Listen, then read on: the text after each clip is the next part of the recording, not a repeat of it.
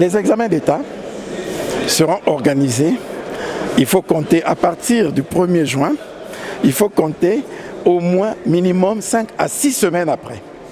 Parce que les cours que nous reprenons au 1er juin nous permettent de compléter le volume horaire de l'année pour avoir le nombre effectif d'heures de cours ou de semaines de cours qu'il faut avant d'envoyer les enfants en classe à l'examen.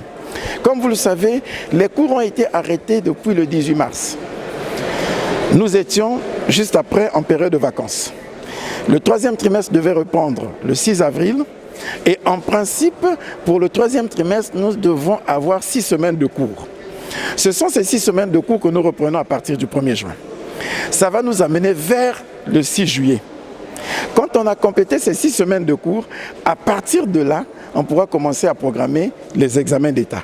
Par exemple, on peut supposer qu'entre le 7 et le 14 juillet, on peut avoir le certificat d'études primaires élémentaires.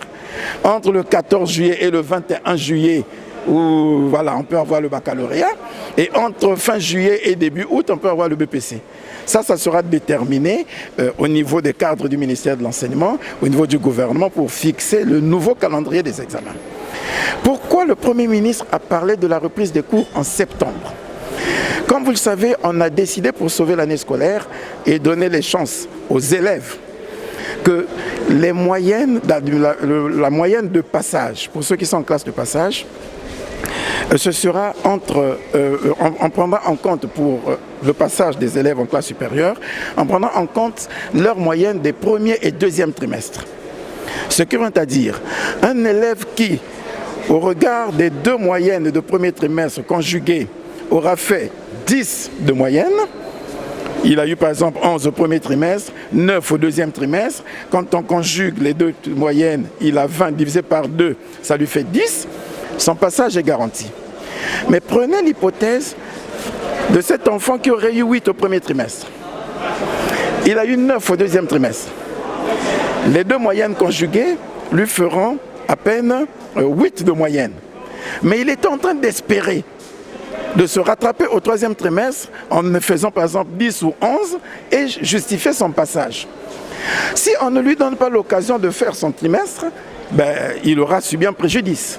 C'est pourquoi on a dit, pour les enfants qui se retrouveraient dans cette situation, qui voudraient rattraper leur moyenne au 3e trimestre, nous leur donnerons la possibilité de revenir en septembre, faire des évaluations de rattrapage, de façon à ce que l'égalité de tous devant le succès scolaire soit garantie.